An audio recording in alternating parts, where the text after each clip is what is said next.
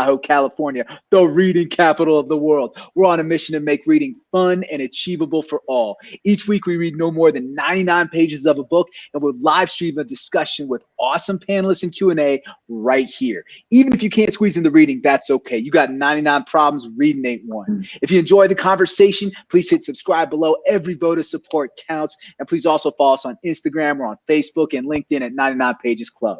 All right, so today we are continuing into the second 99 pages of Ezra Klein's Why We're Polarized. So in this part of the book, Ezra continues on a few key themes. He describes the demographic threat, right? The nation is browning. Several of our panelists included in this. So if you're an American whose family has been here for generations, these new cultures and perspectives, you know, some of these people may feel like they're losing their country. And maybe somehow I took it, right? Like that's actually, so Klein continues to discuss the media divide between left and right. He discusses the market incentives that media and news organizations face when they decide to appeal to one group or another, whether to a smaller, more potent audience or like a more generalized national audience, right? Those incentive structures really determine how they run their business. And then of course he ends with the idea that we're in a post-persuasion election world where it's not about changing minds, but simply motivating people to get to the polls. So as always, you can ask questions in the chat or anonymously at our suggestion box at safe.99pagesclub.com. You can submit a question or comment anonymously. We'll read it. We'll be able to engage and no one will know it's you. We know these questions are sometimes difficult. So now I want to first introduce our panel. Again, really excited. First, we're going to start off with Mr. Michael Ibeki. Michael, how you doing, man? Thanks again for thanks again for coming back. So Michael's a smart city technology executive, born in Nigeria, educated in the U.S. in Indiana, a Stanford Graduate School of Business MBA, currently living in Seoul, South Korea. We're just fired up that he's with us. I want to bring in Mr. Dan Rendleman, a former Apache pilot, originally from Southern Illinois, currently an attorney in Charlottesville, Virginia, bringing that legal expertise we need to figure out some of these issues. So thanks again for being here. Of course, Cynthia Abbott, a talent acquisition leader and HR consultant in San Francisco. She's also leading our book club called Hustle, right? Our Hustle book club is for job seekers and the underemployed. They meet Thursday nights at 6 p.m. Is that right? 6 p.m. Yep. 6 p.m. All right. On Facebook Live as well as LinkedIn Live and YouTube. So check that out for those who are in search for their next move. And then lastly, of course, Sweta Chakraborty, Dr. Sweta Chakraborty, a PhD on behavioral science and the North America representative for We Don't Have Time, a very important organization dedicated to fighting climate change, and she's a frequent guest speaker on various news outlets. You can find her all over the place. We're just so grateful to have her on. So Sweta, thanks again for coming on. Right on.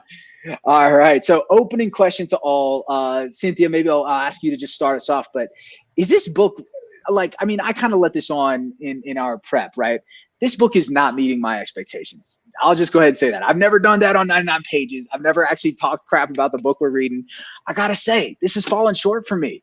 And I'm struggling with this because I almost feel like this is a meta reasoning of the problem. I feel like it's super DC and Beltway focused, as opposed to like really what it's like in middle America, like getting into the hearts and minds of why we actually are polarized, like outside of DC. I'm wondering if you can give me some thoughts from you. Like, is this book speaking to you? What am I missing here? Is there an identity here to which I'm not a party that I'm missing out on? I think similar to what we talked about earlier, if you're probably in the Beltway, this might resonate with you pretty strongly. I don't think it captures a lot of, let's say, what middle America or what modern mainstream America is dealing with. I do think it represents the fundamental of why we are polarized, right? Someone wrote a book that's very polar and polarized to their particular view of topics, right? It's very tilted in one direction. It doesn't really explore both sides. It mentions another side, but doesn't really go deep to express those different points of view. And Rajiv, like we were talking about in the intro, I think we've entered a time in our society where we can afford, or at least think we can afford, to be polarized. We can afford to be selfish. We can afford to be tribal. And that's forced us to stand on all these different sides, on all these single party issues, on all these, single voter topics, and not really come together and say what's best for all. Well said. Well said. Anybody else? Like, what are you guys thinking here? Is anybody else not really feeling this book as much as I am, or what am I missing here? I can jump in. Yeah, go ahead, Mike. I guess I didn't have the same expectations as you guys did. Maybe he was speaking a little bit more to my side. Maybe that's why I might feel less disappointed by it. But for me, the value of the book came from the analysis, right? Like the analysis that happens, from the policy point of view. I was generally curious about those and to understand like the impact of those policy decisions on our lives. But I agree with Cynthia. From a normal American point of view, yes, a lot of those issues doesn't affect them.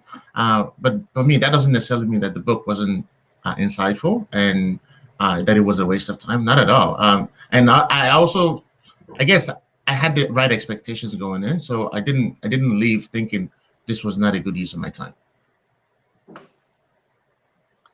Yeah, I guess I'll just add in. I think those are all great points. The way the book has really failed me is that I expected some kind of answer to why is this a problem now? And it seems like everything that he talks about how identity can be so easily threatened. He talks about how we operate in groups and that can get into our minds. I don't see why that doesn't apply in 1980 or 1940 or 1910 or 1865 just as much as it does here. And so it seems like he's laying out a variety of things that divide people in general and maybe some ways they divide Americans today, but didn't answer a question about why is this moment unique in history or in time as opposed to any other. If I could jump in, Dan, I think that's his point, though. The point is that it's unique. And if we actually look at the base rate statistics of it all, none of this is actually surprising. I think that was his thesis from the beginning. And that's what I found compelling and fascinating. I also should let you all know that I do listen to his show. I don't identify as liberal. He is liberal. So we need to come into it knowing that. But he still says he is right of the woke, liberal, progressive left, right? So him and his partner who started Vox together, they thought that they were the real progressives until they realized that they were 10 years older than the real progressives now. And he talked about that a lot with Matt Iglesias, who he started Vox with. Matt Iglesias, his partner, came out with a book too called 1 Billion Americans. And they had an incredible conversation. I listened to, so this is where I'm cheating a little bit because I do listen to his podcast and I listen to his discussions with other people on his book. And he does comment on the shortcomings that we're all saying, so I think there's an awareness there, but we also need to know what his thesis is from the beginning, which is, we should have had our eyes open. None of this is surprising. The time we find ourselves in was very predictable. And he lays out the social science in a way that could have gotten, if anyone else had done it, I feel like would have gotten really wonky. And again, Jonathan Haidt, I think I mentioned him last time. He is the social scientist, specifically the sociologist professor based out of NYU, whose comment fantastic, but they're so technical, can get very, very difficult to get as a scientist reading them. And so from that perspective, I think Ezra does an incredible job of really laying out the numbers and really laying out the evidence in a way that is still digestible to a larger and wider public. So I'm happy with this book. I don't think anything is mind-blowing, but that's the point, that we should have realized that nothing about this time is unique from the past in that sense, aside from the fact that we are moving towards that trend of increased polarization. Sweta, can I ask a question from a behavioral science standpoint? Do we feel like it's unique because it's unique to us and that we're living it in this moment ourselves? That it's not unique to the construct of like human beings, but it's unique for us and that this is our first time living, October 18th of 2020. The only thing unique is Trump's personality. Otherwise, there's absolutely, what I found so interesting about, and I don't like reading political history. It tends to get for me personally, I find it, it gets boring, but I thought it was so fascinating how he compared across decades. And he said, if you just looked at the numbers again, and you just looked at the at the different elections over time, the only thing, if you took out the actual personalities, you wouldn't be able to tell the difference. And you can't tell the difference between Democrats and Republicans. It's what's unique is that we're trending towards more, it's much more obvious and clear now who is left and who is right. But other than that, there's nothing unique about this time. And it is, because yeah, it's because we're living it that we always think that it's more unique and special right now because we're alive for this. But every generation has felt this every single decade in history. The repeat of history, that's I mean, if you look back on, like, if you actually just study history broadly, just even outside of politics in general, you are going to find out that the divide that we generally experience as human beings, right, the different fights we have on the different topics, if you just go back through history, you're going to see those themes repeat themselves. So I second that point, and I'm glad you kind of brought that up, because that was on the earlier part of the book, and that reinforces that point.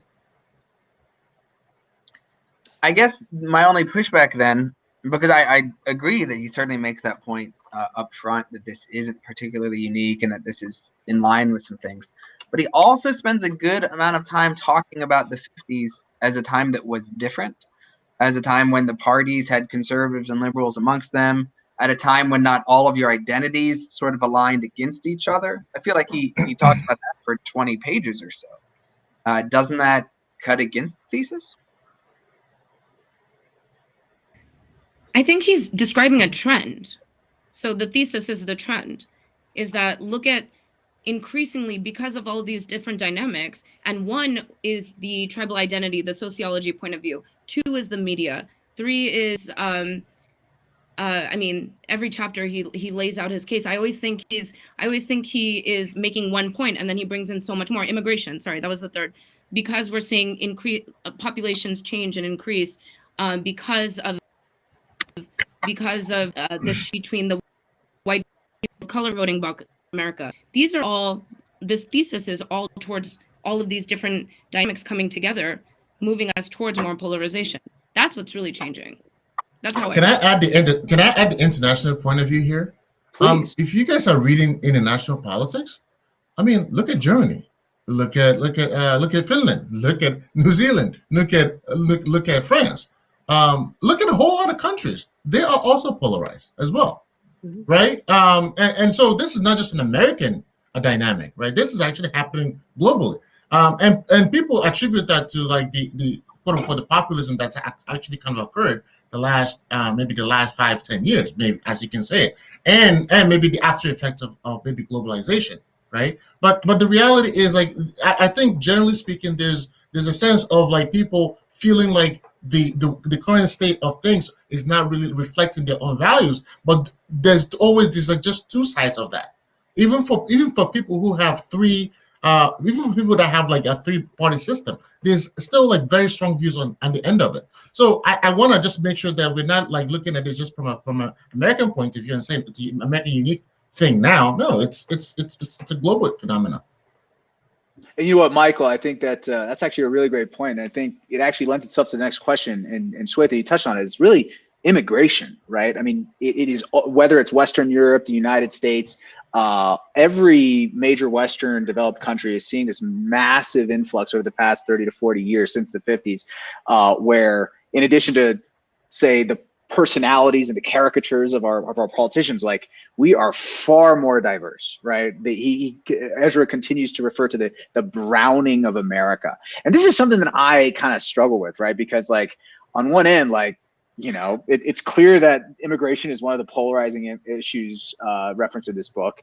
And, you know, on this call, we have a few 1st and 2nd generation immigrants to the US. So when people say, like, when he talks about people that are afraid of losing their country, you know, I'm trying to figure out, like, what does that really mean, right? What is the resistance here in trying to, like, what are these people trying to preserve, you know? And at what point because I also am sympathetic that at what point does a more lax immigration policy actually sort of like dissolve the national identity, right? If we're just a place where people can do business and come and go freely, you know, does that dissolve our national identity? So I'm just curious if anybody has any thoughts on, like, you know, what people are saying when they say, I'm afraid of losing my country. I can happily go. Please. Married to an immigrant and a family that, you know, immigrated over legally. And they hold a very strong view that they had to follow the rules and they had to comply and they had to participate in all the requirements. So why does someone else get something else that they had to work for and sacrifice for? And I think that's the broader context. I think the immediate emotional response is, this is changing and I don't like it changing, you know, and I'm going to have a feeling. But I think the broader position is, wait a minute, what's this look like? And it's not all the same everywhere. Right. And Michael, you make a great point. You know, when I was in Israel, they were very consumed with immigration issues and people entering the country illegally. Because at a certain point, there's the concept of, what does that do to all of your citizens that are paying for those resources? Right. We want to be open and we want to be welcome. But how do you negotiate that and say, this person can come in, but this person can't? And I'll take it one step further. Living in a border state for about 5 years, you had massive issue and drain on your healthcare system, especially in Brownsville, especially in Nacogdoches, because you would have individuals that would get injured and need help coming over, and rightfully so. But how do you position that back to your population that's absorbing the cost? Super.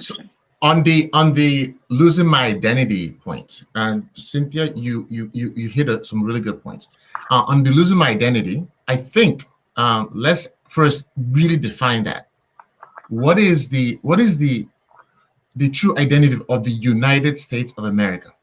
The America that was founded by immigrants coming in, combination of refugees, combination of immigrants, legal and illegally, right? What is that? And to create the most diverse, most diverse, culturally diverse group in the world, right?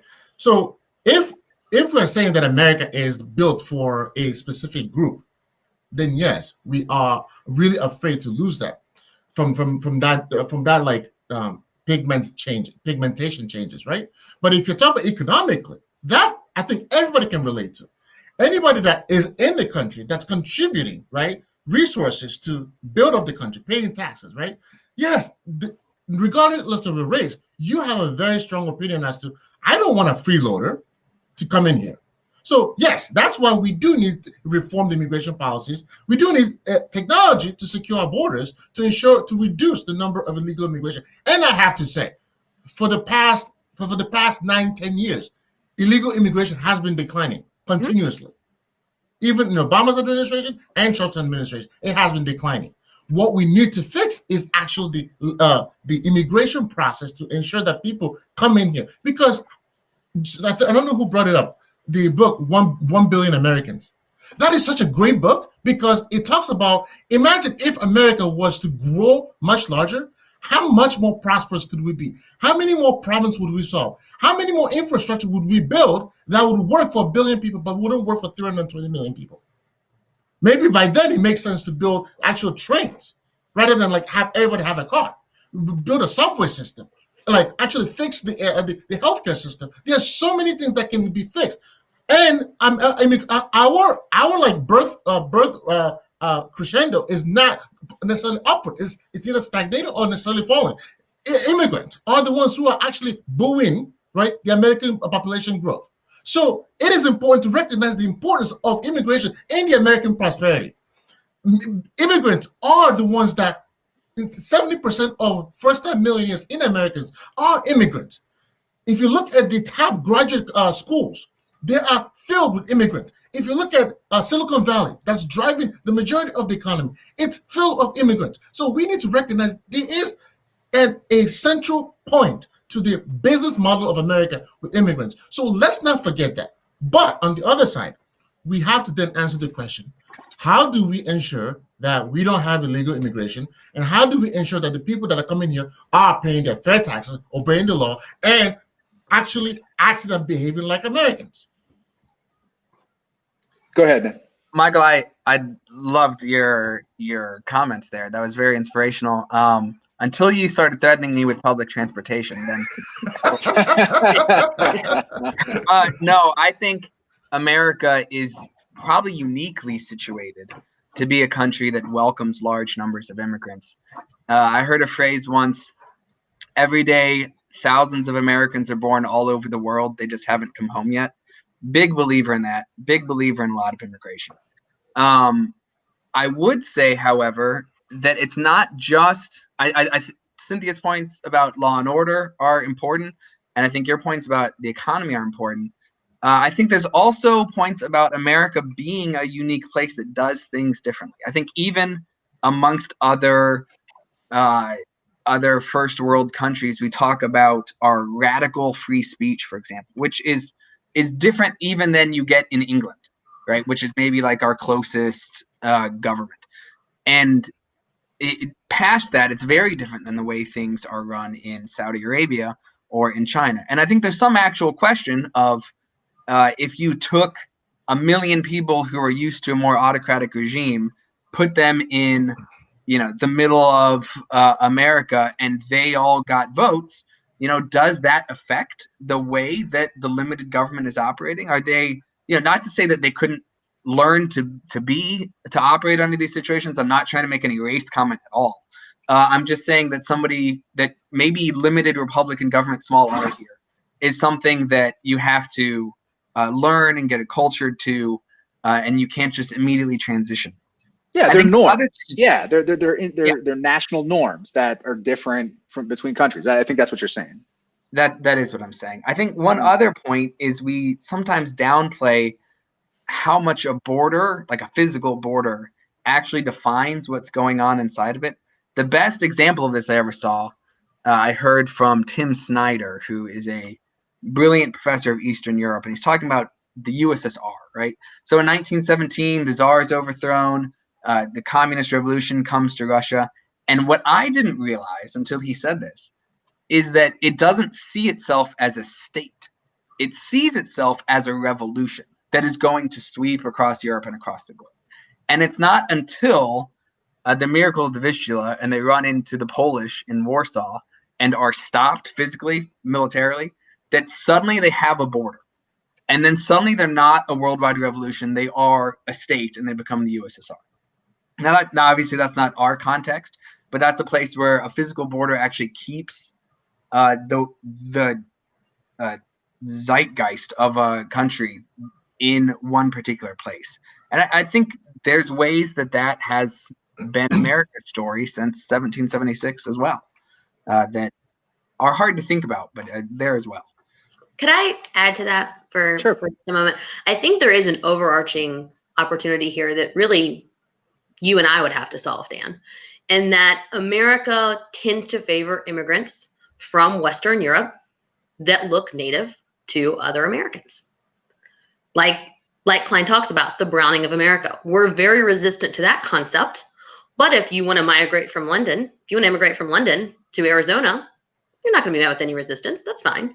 We view that as acceptable. Everything else is a higher discerning layer of discrimination, of taking our identity. And I think that's where we have to get really specific in what's going to be okay and what's not. Because it can't just be okay that if, you're Western European and for all points and purposes white, you're welcome. But then again, I gotta admit, Cynthia, part of me wonders, like, is it really racial? Or is it actually cultural? Because it's also true that a lot of the, my own culture included, like Indian culture is really different than Western culture, right? So is it really that people are timid of like just the browning? Is it really a racial thing? Or is it actually like we have a national way of life? We have an American way of life. And it's on me as an immigrant to assimilate to that American way of life if I want to participate in these sort of national norms that we have here in the United States. Like, I guess what I'm saying is like, how, accommodating do we have to be of everyone? And is it really about race, or is it actually about culture and adhering to national norms? I think it's a little bit of both. I think racial judgments are the first judgment we make, right? Racism, like anything, is the fastest judgment you make with your crocodile brain to assess what's a threat or not, right? And by way of the fact that we're still cave people in some aspects, I'm sure Sweta will agree with this, we're making these judgments and we like things that look like us. So that's the first layer of in or out in our life, right? Do I think there's some assimilation? Yes. But do I think that we need to be more understanding broadly that my family cultural norms are not going to be yours, Rajiv, or not going to be yours, Dan. I mean, they're just not, just from the standpoint that they're different, right? But I do think fundamentally it comes back to we are more comfortable with people who look like us. And where this will get interesting, as I can't remember where I read this, but it was talking about how the concept of minority population in America over the next decades is going to shift. And that essentially Caucasian will become the minority factor. That's in 2050, actually, specifically. So I want to jump in this because, Rajiv, you bring up a good point. So, so let's start historically, right? First was the Indians, right? We came over and we took over, right? And then we brought in the slaves to help build. Those are the blacks, right? And then later on, we had issues with the Chinese, so we banned them for a while.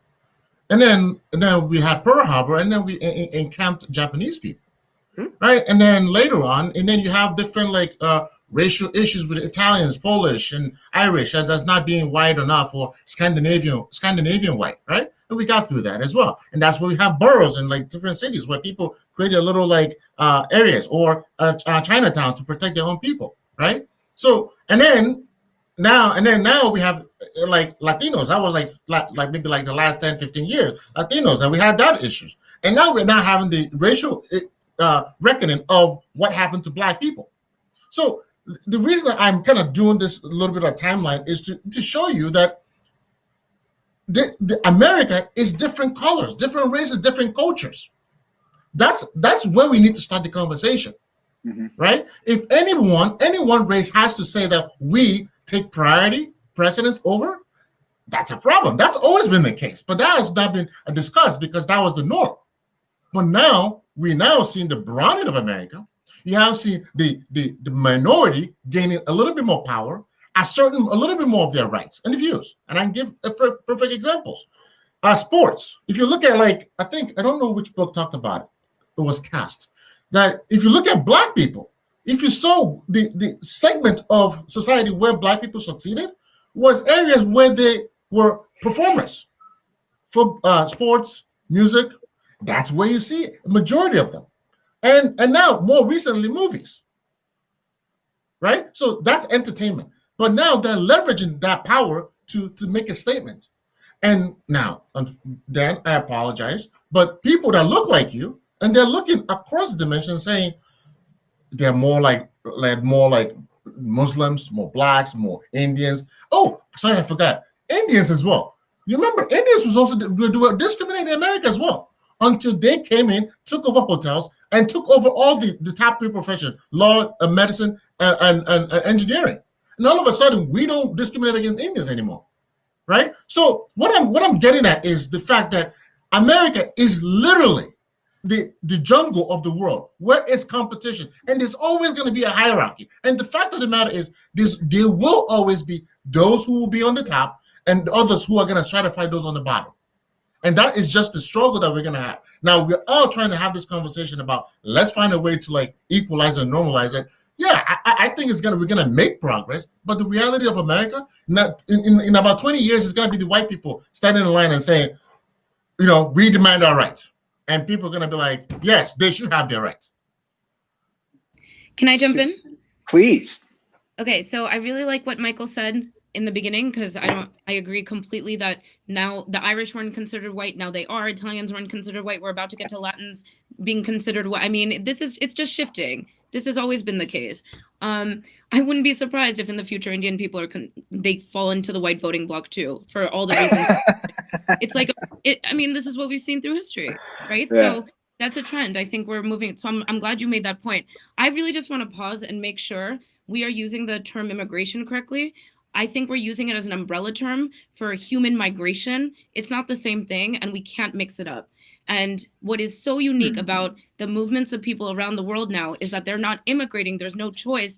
And we can't compare it to let's say your husband, Cynthia, my parents, your parents, Rajiv. They made a choice. They came here. They went through the legal process, and they were able to. That is not the same as people who are desperate and are moving north because they cannot no longer farm on lands because they're not arable.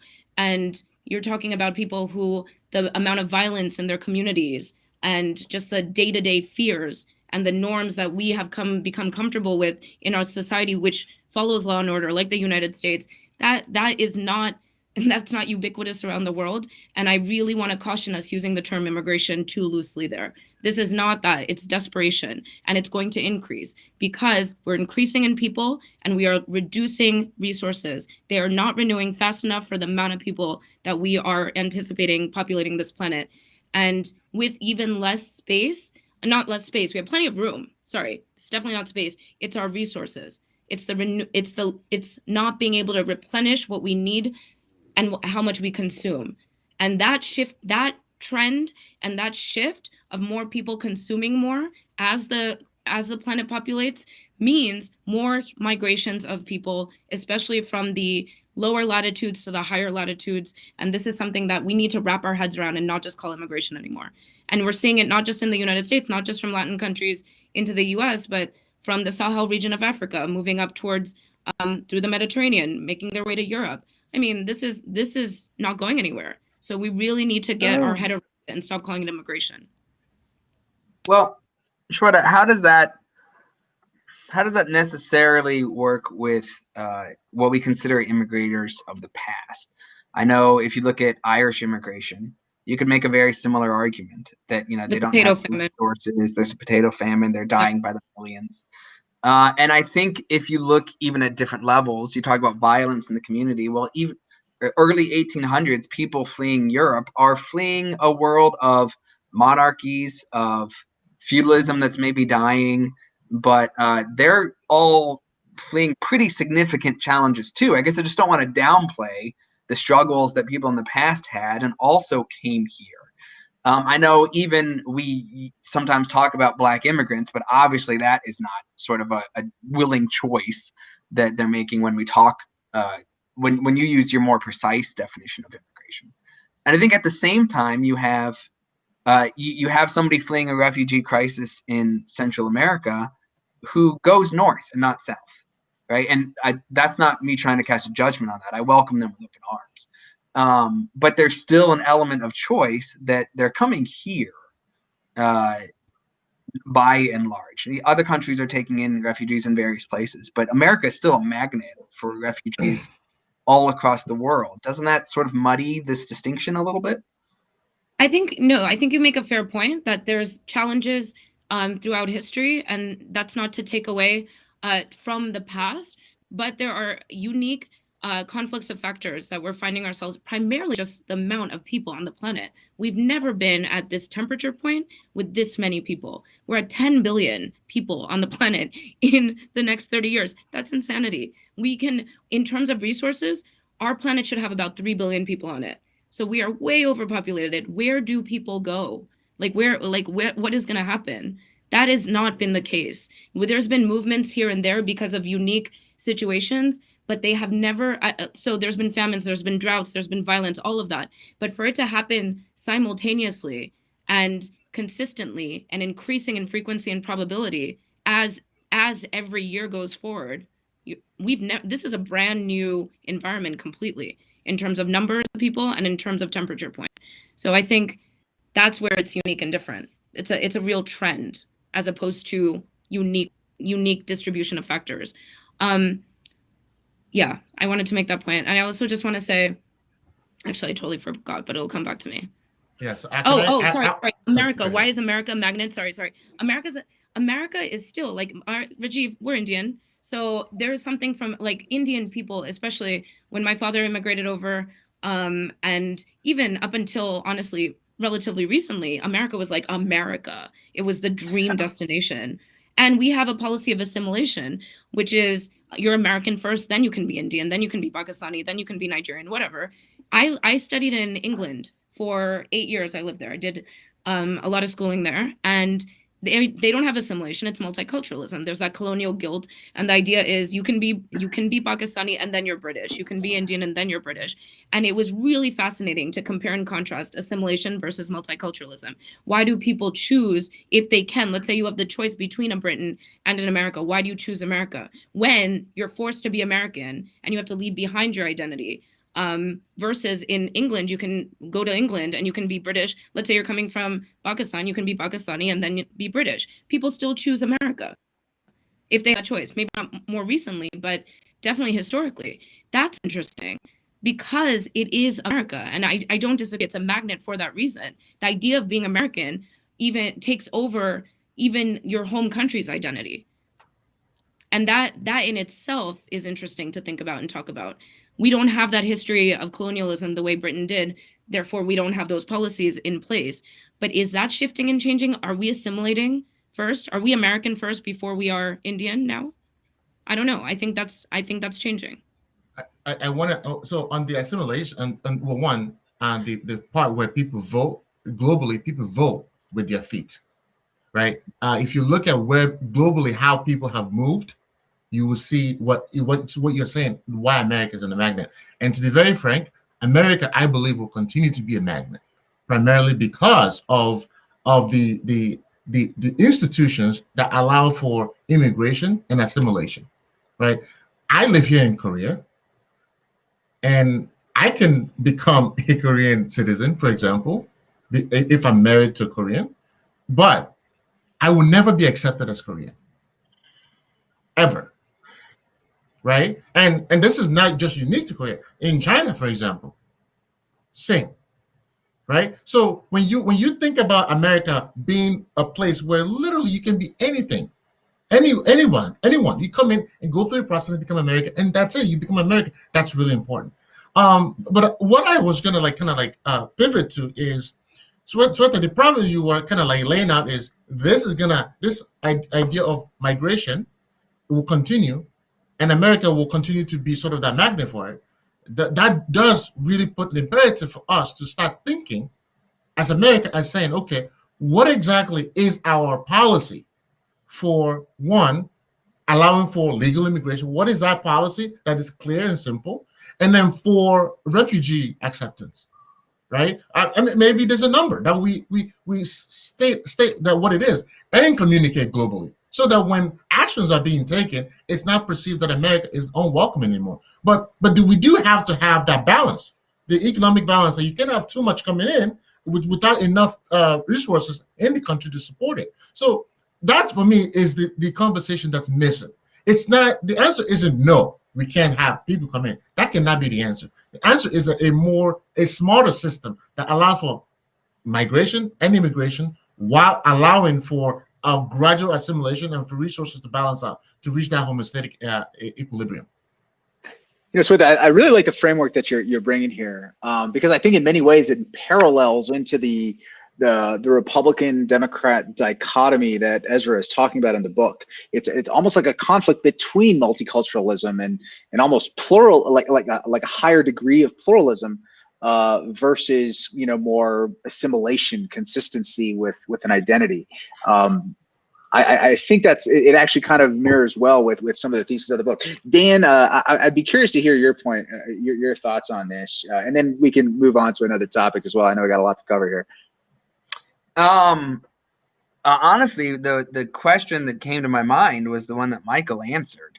I was thinking, you know, because Sweta brought up this point that, you know, if you have the choice of going to London and becoming a Pakistani American, or going to Kansas City and becoming an American Pakistani, maybe that's not the term, but you know what? Yeah, we got you. If you choose America, and I wonder my thought was, well, if you choose the London route, do you have the option of becoming fully British? If you're given the freedom to retain your earlier identity, is that also a restriction on fully entering into the other society? And Michael's answer I take to be that, at least in some places, no, you really don't have that freedom. And that's something that America offers you that other places don't, precisely because we also ask that you give up that part of you, that you put America first, right? And not to say that you change your dress or your religion or your customs, but that you embrace assimilation. Super interesting. And honestly, Dan, I think that actually, like growing up in Roanoke, in Roanoke, Virginia, where, you know, and Cynthia and I are from the same hometown. Like, I mean, assimilation was kind of the name of the game for me. You know, I had to, you know, Now I'm a hillbilly. I'm an Indian hillbilly, and thanks, man. I want to move Does on that just make me just a hillbilly? No qualification. Yeah, we're gonna move on. Like, does that just mean I just wear it as a brand? Yeah. Actually, Cynthia, I want to bring you and Sweta into this one because one thing I just can't understand is how women's issues are playing a role in this book for you. I'm personally at a time, I've told a lot of my colleagues this, where I think I'm waking up to a lot of, like, I hate to call them chauvinistic themes, but definitely ways in which men or women are, like, it's been very apparent to me, how they're being treated differently in the workplace, and just definitely in my life as a husband, in a new marriage. And what I really want to understand from you guys is the degree to which women, either agree or disagree on the role that government should play in the issues that affect women disproportionately: equal pay, abortion, women's health, paid family leave, all, etc. Right? These disproportionately affect the lives of women. And so I'm just curious, like, what is your expectation, Cynthia, of men when we engage on these issues? And same to you, Sweta. I'd love to hear your thoughts on that in the context of this book as you're reading, as we're reading. Sweta, I'd love to have you go first, and then I'll I was really hoping we're gonna go first. Yes, take it away. Okay, this might not be exactly what you just asked, but given this panel and given, I love how diverse we are here, and I love that I might be. I mean, do we know this? What's everybody's political affiliation? You all know yours, obviously, but, like, am I the most left here? Am I the most, like, left person here? I don't actually know. We're left of me. Because I'm still central. Like, I consider myself apolitical and I consider myself a centrist, but I think I'm definitely to the left of you guys, mostly. Yes? Probably. I'd say maybe except for Michael, but yeah, I think probably Dan, myself, and Cynthia would probably identify a little center right, and maybe you and Michael center left. Is that fair? Yeah, fair. I think Dan's actually more far right. I think Dan's kind of like in that far right locomotive. But so, yeah. Far isn't the word I would use. I would say I'm very just your choice. I don't want to hijack your question, Rajiv, because but you said abortion, and this panel is, I think, well positioned to explain something to me, because I haven't been able to figure it out. I'm in Miami right now. I'm with friends. We're in a diverse group of friends, and yesterday I was out. We were out just, like, having drinks, and there was somebody who's Dominican, ethnically Dominican, voting for Trump. And so we all got into it. We got into immigration, we got into abortion, and I was like, you guys all have to tune into this panel I'm on tomorrow night, because this is all going to come up. So we covered immigration. So I'm glad you brought up abortion, because the one thing that just I still cannot wrap my head around is why, let's say there is this identity crisis we're moving towards the white Christian voting bloc feeling more threatened in the United States, and yet they are more anti-abortion, despite abortion disproportionately affecting people of color in the United States. I don't get that hypocrisy. It doesn't make sense to me. Can somebody help me? Can somebody explain? Please, can I jump in?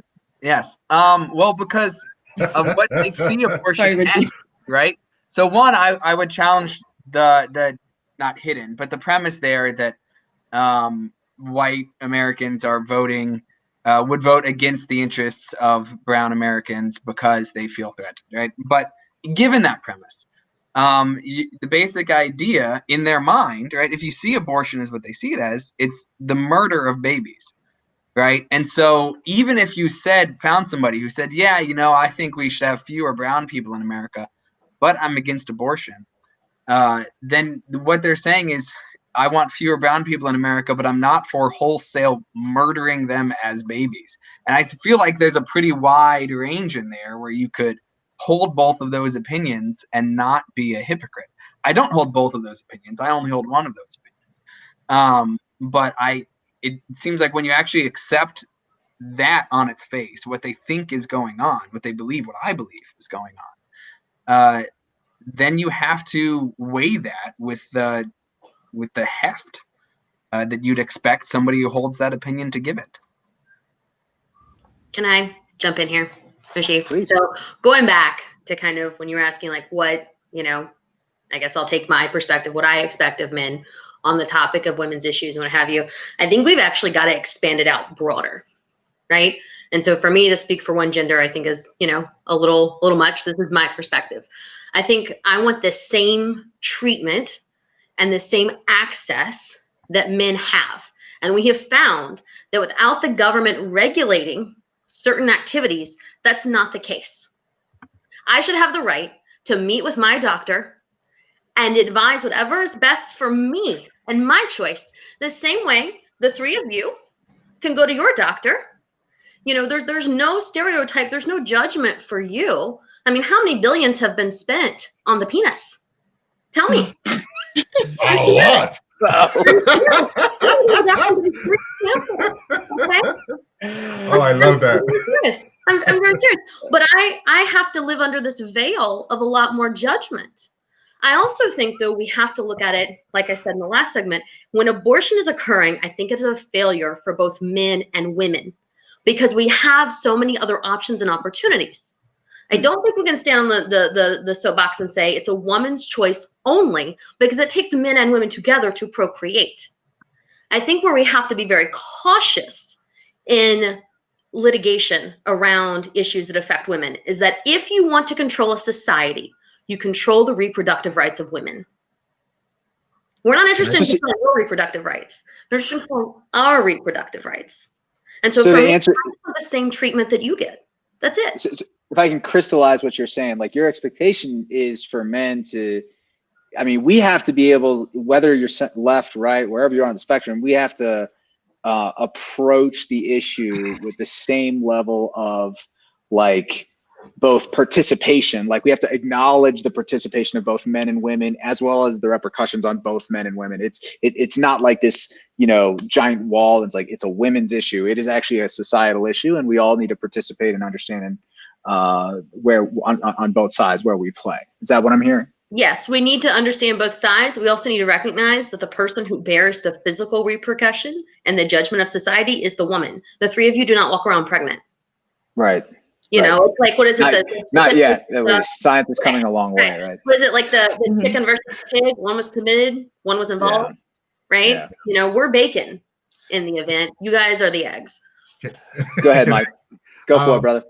So, Cynthia, the point about access, right? Mm-hmm. That's the same argument for literally any minority issue, right?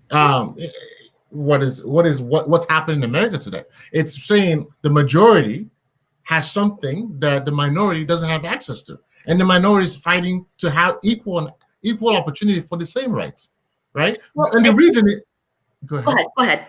And I was going to say the reason is because the majority holds the keys to the kingdom. Well, and I think what happened is the separation, though, between, there was one time in history, not so long ago, where women and minorities were linked in the fight for rights. And I think that the outcome for Caucasian women, and I say this honestly, as a white woman that has a lot of opportunity in this world, we're no longer linked in the same boat in the same outcomes, so we don't feel the same sense of fighting together as we at one time did. Yeah, I can definitely agree with that. But to touch on the second point, which is, and I think I talked to Rajiv about this one time, which is, I don't know a single person, black, white, man, woman, who's like rooting for abortion. Agreed. I don't know a single person.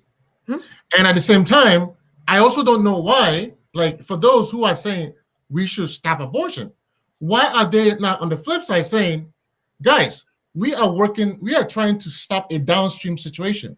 What about if we, like to your point, Cynthia, what about if we put our minds, our resources to stopping the upstream problem before we get to having the conversation about abortion?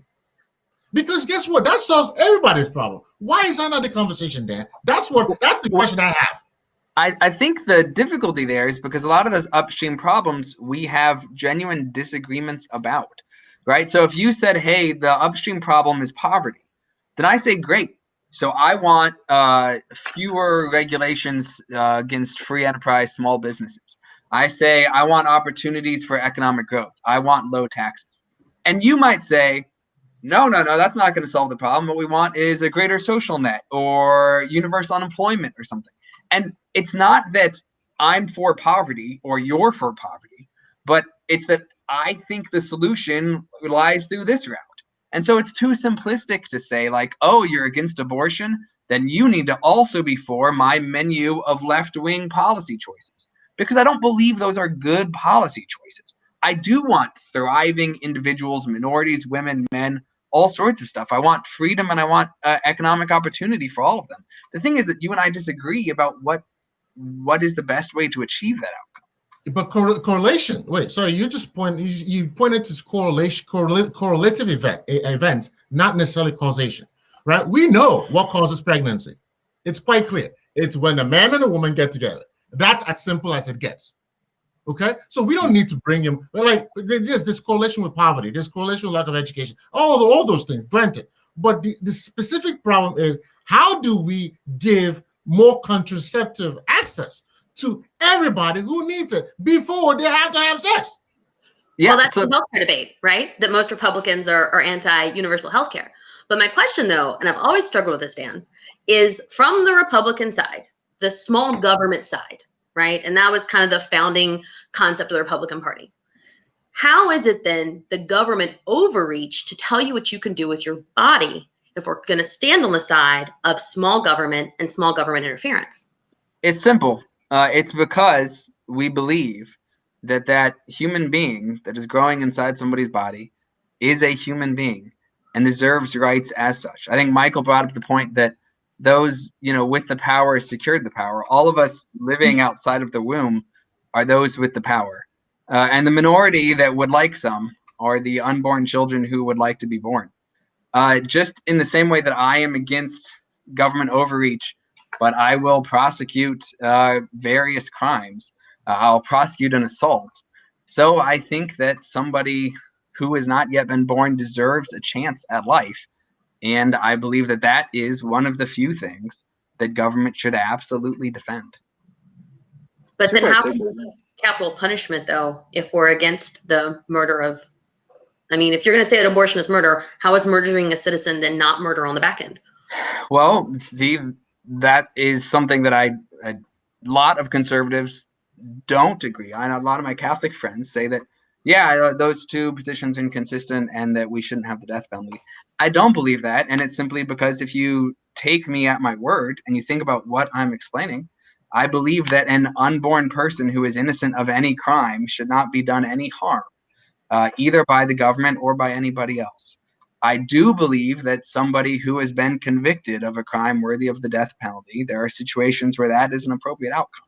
If you find me an unborn child who has committed murder, then we can have a conversation about whether that unborn child deserves an abortion. But they're hard to come by. Okay, so hard to come by. I get. Sorry, go ahead, that, Mike. Yeah, but I get that. But if you track all those children, if they're all born into like really like poor economic environment, you can also track them to becoming criminals, right? Because society doesn't have the resources to actually ensure that they develop into productive members of society. So there's upstream problem, there's the problem, and then there's the downstream, even more downstream of that, which is this, right? Fine, we allow all kids to be born, granted. So what are the rights saying about how to ensure that those kids get proper healthcare, proper nutrition, proper education, proper assimilation in society? What is that answer? Sure. Here's the thing that I don't think you're accepting about my side. When you say what is the right solution to proper healthcare, it's not that the right wants a bad healthcare system. It's that we disagree about the best way to get a good healthcare system. When you talk about, hey, the right needs to get education for these children, I agree. And I think the way to do that is school vouchers and charter schools and breaking apart education unions. You probably don't agree on any of those 3 points, but it's not because you are for education and I am for illiteracy. It's because we have different approaches about how best to achieve education for these poor children. And then Sorry, go ahead, Mike. The last question on abortion, and then I'll stop, is fine. It's the minority versus majority. The babies are the minority. Now, in the event that the mother is going to die, it's between the life of the mother or the child. How do you choose? That's number one. In the event that it's an incest, how do you decide? In the event that it is rape, how do you decide? So, like, my thing is, what is the default system? Because if the default system is no abortion, then that means women are criminalized. for their own decisions about their body. Versus if the default system is abortion is legal, and then let's actually focus on specific instances where we can say, okay, this does not need to be an abortion case. So here's the reason. I think you gave up, those are 3 tough examples where there are moral situations and urgency on all sides. But right now, we can't have that conversation because of the Supreme Court jurisprudence in this country is such that we're not allowed, that no state legislature can make a rule based on it. If one state thinks, oh yeah, like incest should be an exception, doesn't matter. The rule is up until viability, for whatever reason, you can have an abortion. Now, if that situation changes and state legislatures are actually allowed to make rules about that, then we would see those conversations and we would see electorates coming together and say, hey, what is a good reason? Where should we have an exception and where shouldn't we? But as the way that Roe versus Wade and Planned Parenthood versus Casey currently dominate, the electorate's opinion doesn't matter. We can't have those conversations. I welcome the day when we get to have those conversations and make votes based on what should and should not be allowed. But a woman should not have to ask permission to decide what she does with her body. I'm sorry. And there's no world. Does a man ask anybody permission to whether to pee, to circumcise, to get to whatever sets of like surgeries that we do? No. I'm sorry. Let's be clear about that. No. Okay, hold on. So 1 second. If a man have to bear children, like let's say somehow biology changed, men bore children. Now let's see how we react to that same conversation. If a woman is saying no, you can't have it. All right, Mike. Yeah. I understand, but I mean, I think what we've heard though is a reasonable explanation from Dan. I mean, you're obviously getting very animated. This is a very passionate topic, but I don't think Dan's point of view is unreasonable, right? In the realm of civil discourse, I think he's brought up some really good points. And actually, one thing, and I want to close on this, Dan. Look, you and I both identify in some way regards as right on the right end of the spectrum, but for perhaps different reasons. I personally consider myself a libertarian, right? And that's because I have a major distrust of large institutions. I think they're highly corruptible. And I too don't necessarily believe that the government needs to solve the problems of education, of healthcare, et cetera. But I also have a major distrust of the big institution of big religion. And it occurs to me that the, let's say libertarian conservative versus a religious conservative, actually, like we make very strange bedfellows in this book. Like it strikes me that these two ideologies, when paired together, have actually have caused some of the disruption and the lack of like ideological focus that we're seeing out of the right party in here. So I'm just curious, like, does the GOP kind of actually have too big of a tent in reality, or too small of one? Am I going to get pushed out, so far of this ideological cohort? Like, I'm just curious, how do we make bedfellows as libertarians and evangelicals? Rajiv, I'm not going to push you out, at least. Well, I appreciate that. You're welcome in my tent. I would say no, we don't make strange bedfellows at all, because we share something in common. And that thing we have in common is a great fear and distrust of government. It is a necessary evil, and it can be a blessing, but it also is a source of unfreedom, a source of tyranny, a constant trampling of people's rights. Even good government involves a giving up of your freedom and of your power. And I think that the other thing that we see is that even if it's for different reasons, economic conservatives and religious conservatives both see important power outside of the government, whereas increasingly, and I don't mean increasingly in the last few years, I mean increasingly over the last decade, century and a half, the left sees the government as the solution to poverty, as the solution to hate, as the solution to all sorts of society's ills. Whereas conservatives from both of the two big poles in the tent see solutions to that outside of government, whether that be in the church or in I don't know what God you worship, Wall Street or whatever. But just kidding on the God part. But what I mean is whether we see an absolute source of good outside of the government, we both see it as coming from somewhere else.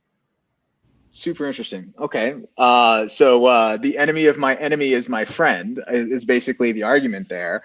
But I don't necessarily think that supporting a large institution like the church, like, I mean, I think even Cynthia brought it up. It's like, if we actually do believe in small government, does ideological influence of, say, protection of life, imposing that on a, federal, national level, does that actually equate to large government in its own self? Just because it's ideologically rooted in faith, is that still not big government?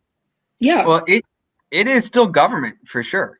And like I said, I don't believe that government is the solution to every problem. But I do believe that governments are instituted among men to protect the inalienable rights that they have. And among these are life, liberty, and the pursuit of happiness. And life being the first one. And I believe that unborn life is included in there. So well I think that government should not go too far, but that is the first thing that government should do. Well said. Well, listen, team, this has been obviously a really awesome discussion and really passionate. I love seeing so many ideas and so much, like, just everybody brought the heat. And that's what I love about this, guys. So folks, everyone watching on our live stream, I love the active chat. I'm sorry that we actually are cutting this one.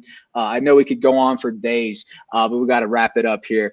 Next week, we're going to be back here, 4:30 p.m. Pacific, 7:30 p.m. Eastern. We're going to finish up Why We're Polarized. We're going to dive into everything from the concluding ideas on media. We're going to talk about his recommendations, and we're going to hopefully learn a lot from the book. Everyone who's watching, thank you so much for participating and for just making this a rewarding experience for us all. Michael, Cynthia, Sweta, Dan, thank you so much. It's just been an absolute pleasure to have you guys on and just hear your passion and to have this civil discourse. I think it's really powerful. Thanks. All right, guys.